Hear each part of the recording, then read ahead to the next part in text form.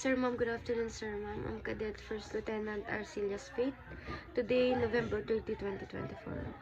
First question is, what important lesson or realization have made a difference in your life, both as a student and as a person? Story po na nakapagpatulong sa akin.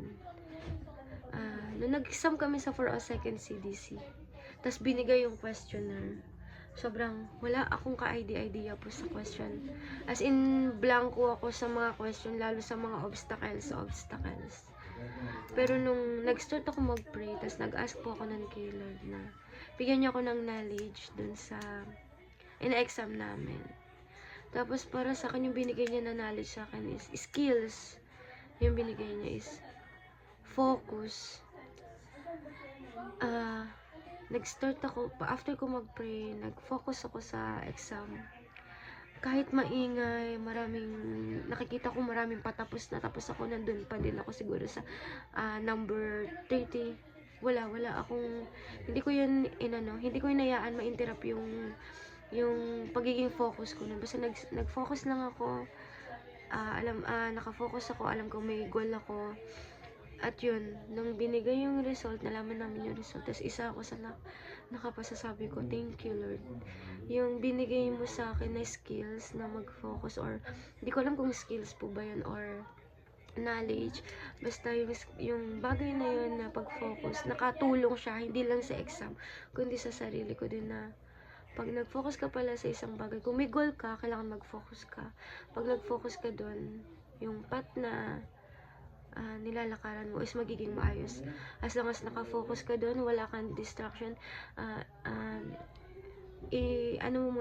isang bahala mo muna yung mga bagay na alam mong hindi makakatulong sa pagpo-focus.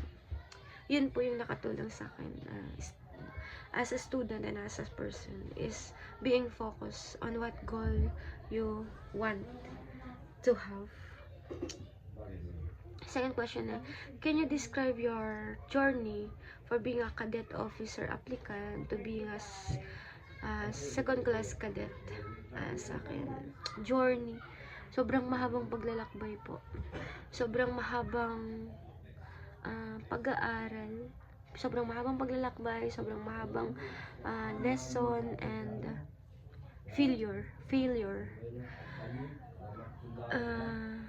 Nung nag-start ako bilang isang aplikante, wala po akong ibang iniisip kundi makapasok sa sa organization na to, magkaroon ng discount. Hindi ko naisip na pagpasok ko pala dito, ang dami kong mapatututunan. Hanggang ngayon, patuloy po akong natututo.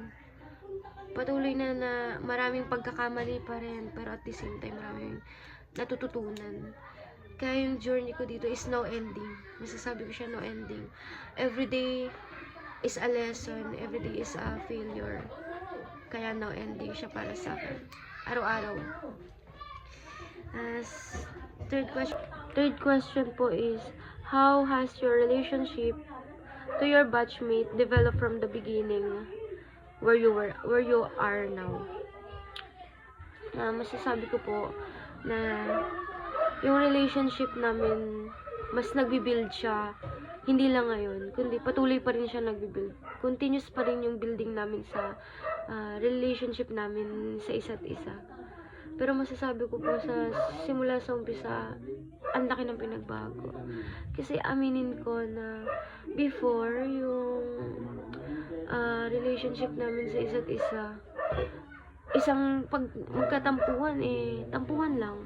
Di na po namin siya pinag-uusapan para ayusin o baguhin yung dahilan kung bakit ba kami nagkaroon ng tampuhan. Pero ngayon, ang laki ng pinagbago.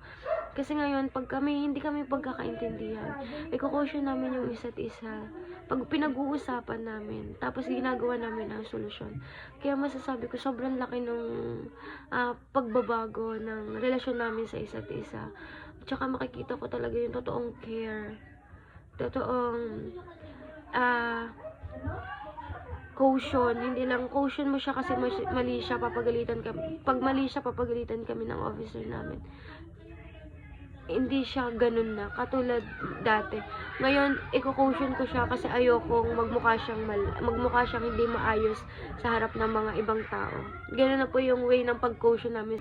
And fourth question is, what advice would you give to your past self?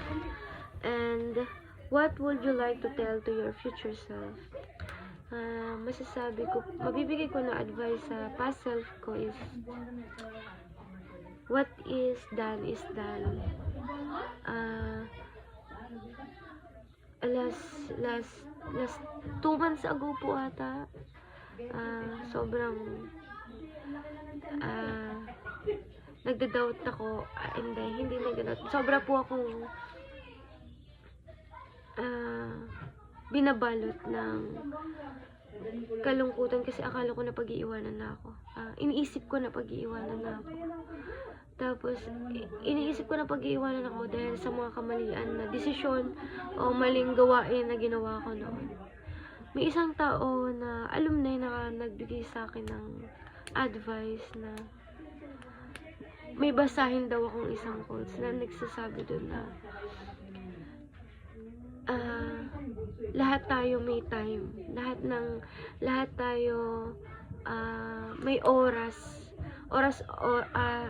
may panahon para sa success. Na-realize ko po na tama. Dapat is, kung ano yung nakaraan na ginawa ko is kalimutan ko na.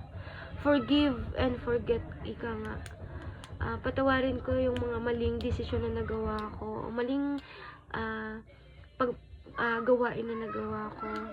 Tapos kalimutan ko yun. Mag-focus ako ngayon sa kung ano ang meron at wag nang ulitin yung maling desisyon at maling nagawa ko noon. Ayan. Yung masasabi ko naman na sa future life ko is focus. Focus sa kung ano yung gusto kong marating.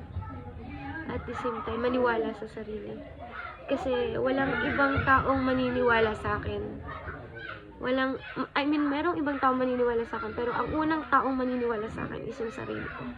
Kaya pag wala kang tiwala sa sarili mo, wala ring magtitiwala sa'yo. Kaya naniniwala ko na maniwala ka sa sarili mo at mag-focus ka sa God. Yun yung masasabi ko sa future self ko. Yun lang po. Sir Ma'am, thank you Sir Ma'am. Pasensya na po sa ingay. Thank you Sir Ma'am.